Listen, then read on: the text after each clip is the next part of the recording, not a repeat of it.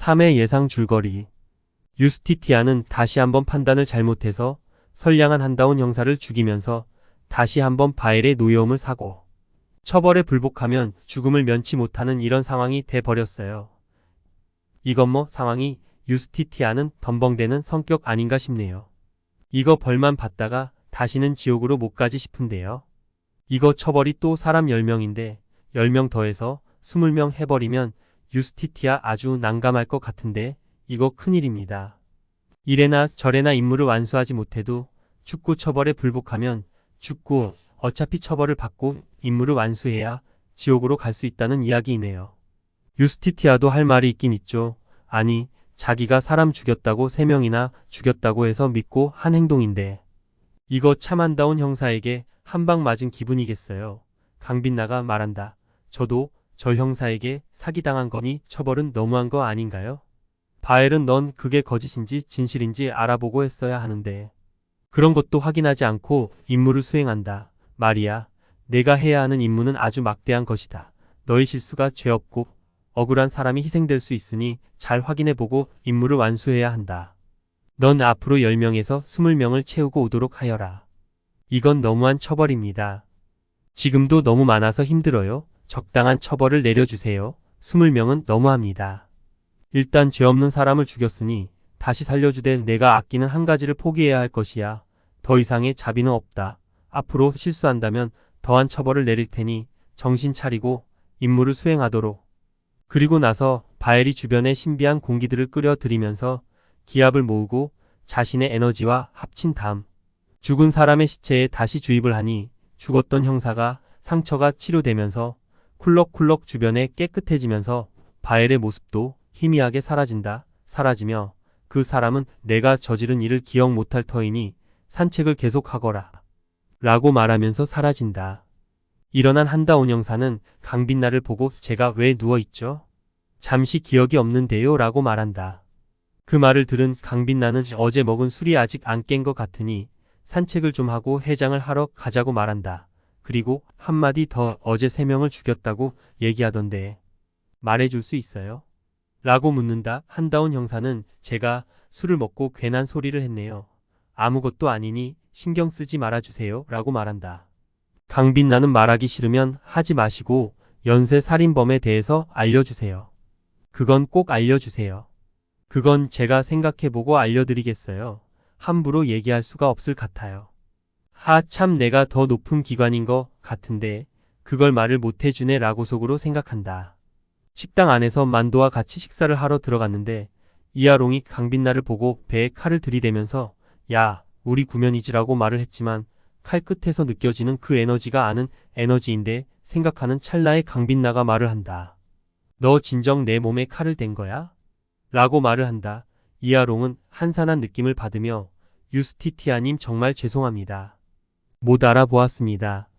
지켜보던 구만도가 어째 다들 성격이 그리들 급하세요. 설명할 시간도 없이 행동들을 하니 제가 너무 난처하네요. 앞으론 행동하기 전에 저에게 상의 좀 해주시면 안 될까요? 라고 말하자 둘 다 쳐다보며 조용하지 못해. 그런데 제가 대충 얘기는 들었는데 어쩌시다가. 말하자면 길다 됐고 밥이나 얼른 줘. 우리 바쁘니까. 네 알겠습니다. 다음 대상자를 물색하던 중 우리 아들 살려내라고 하는 말이 들리고 강빛나는 생각한다. 누가 또 죽었구나. 무슨 사연인지 지켜보자.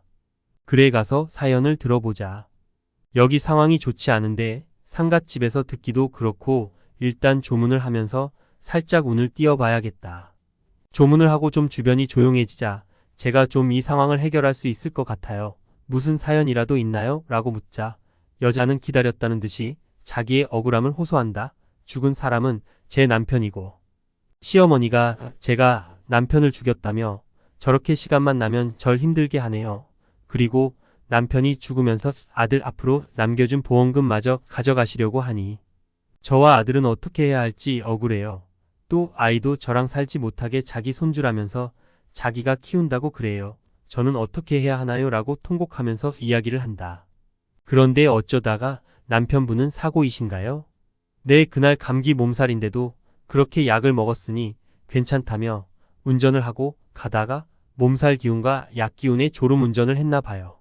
전 아이와 뒷자리에 있다가 부딪히는 소리에 눈을 떠보니 차는 이미 물속을 향해 내려가고 있었고, 저는 정신이 없었지만 일단 아이를 살려야 한다는 생각에 물이 차기 전에 아이와 같이 탈출을 했고, 아이를 물 밖에 놔두고 다시 물속으로 들어갔지만 여자이므로 남편을 살리기엔 역부족이었어요. 그렇군요. 그런데 왜 시어머니는 저러는 거예요? 저 때문에 자기 자식이 죽었다고 생각하시는 거죠. 그렇군요. 잘 알겠어요.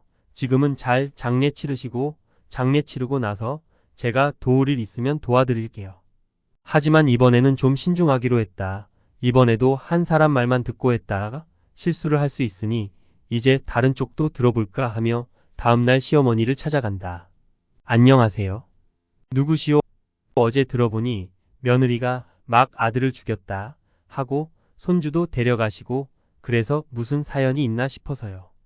당신 뉘신데 남의 일에 관심을 가져요. 전 사실은 판사입니다.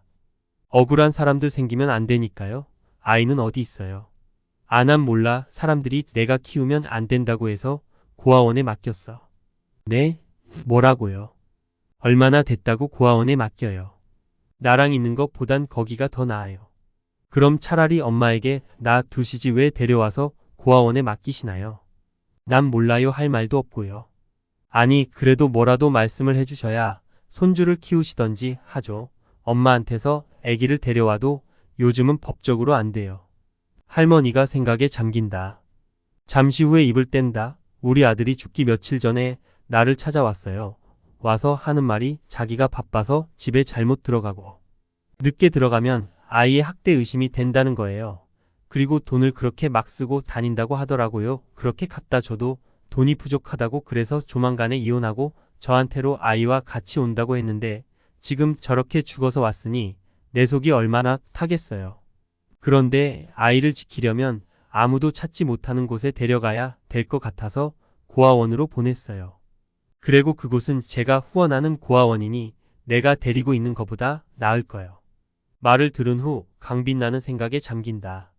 믿을 사람들 없군. 뭐 다들 진심인 것 같으니. 누구 말이 맞는 거야? 그렇다면 애기 있는 곳을 가르쳐 주세요. 그건 안 돼요. 어차피 말하시지 않으면 할머니가 위험해지니 저한테 얘기해 주세요. 제가 만나서 얘기해 볼게요. 그럼 땡땡 고아원으로 가보세요. 거기 가면 만날 수 있을 거예요. 곧바로 땡땡 고아원으로 찾아가서 아이를 찾았다. 아이는 어딘가 어두워 보였다. 아이들에게서 느껴지는 모습이 아니었다. 어딘가 불안해 보이는 모습. 천천히 그리고 있는 그림을 보면서 물어보았다. 내가 지온이. 어떻게 제 이름을 알아요? 아빠가 보내서 왔어. 근데 무슨 그림을 그리는 거야? 이 그림 나에게 설명해 줄 수 있어? 한참을 생각하다 아이는 입을 연다. 여기는 물이고 차에 물이 빠진 걸 엄마와 제가 보고 있는 거예요. 그게 무슨 말이지? 너와 엄마는 물에 빠진 차에서 나오지 않았어. 아니에요. 아빠만 차에 타 있었고 저와 엄마는 아빠를 지켜보고 있었어요. 강빛나는 이제야 알게 되었다. 이 모든 걸 엄마가 꾸몄다는 걸. 그리고 한다운 형사를 찾아가 혹시 이런 사건이 있나 물어보니 지금 조사 중이라서 말을 못한다고 이야기한다. 판사인 나에게 말 못할 게 뭐가 있냐 하지만 말을 해주지 않는다. 시간이 지나 재판장에 나타난 이 가족들 할머니는 며느리가 아들을 죽였다고 주장하고 며느리는 아니라고 주장하지만 강빛나는 지금까지의 정황과 상황을 받을 때 며느리가 의심은 가나 증거가 부족하고 심증만으로 죄를 물을 수 없으므로 무죄를 판결한다. 또다시 재판장은 술러이게 되지만 우리의 강빛나 판사님은 당당하다. 그렇게 무죄를 받고 아이를 데리고 집으로 간 아이의 엄마는 오랜만에 아이를 보자마자 또다시 학대를 했고 그것을 감지한 강빛나는 더 이상 참을 수 없어 형을 집행하게 된다. 내가 죄를 인정하지 않고 또다시 죄를 짓는구나. 지금부터 내가 진짜 재판을 열어 판결하겠다. 지금까지 내가 죄 지은 대로 갚아주지. 3화와 4화가 이 내용으로 이야기될 것 같아요. 예고편을 보면 시어머니가 나쁜 사람처럼 나오지만 이런 반전이 있을 듯 싶어 보이네요. 돈에 눈이 먼 엄마라는 탈을 쓰고 저지른 죄 달게 받기를 바라면서 이번 회차는 마무리하고 다음 회차가 더욱 기대가 되는 지옥에서 온 판사 본방 사수